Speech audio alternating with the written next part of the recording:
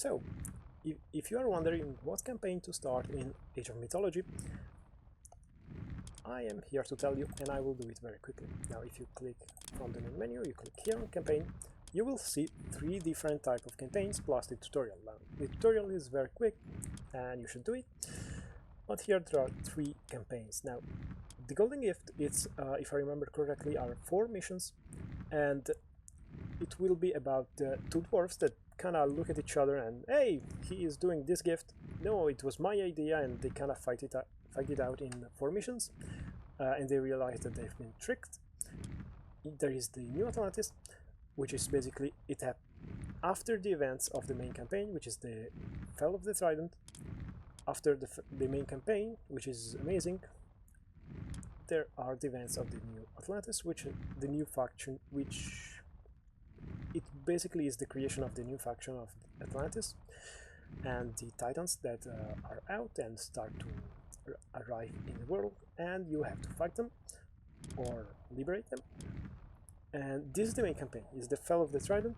There is Arcantas, and it starts with this Greek guy, and then it starts to be a sort of odyssey where you go around the world trying to fight against literally gods, and or maybe gods are on your side, who knows. Now, without spoilers, this is the main campaign. This was the campaign of of a DLC that the earlier game had an extension, and this is just a small addition. It's not really a big thing. I think that this is something like 32 maps, yes, 32 levels.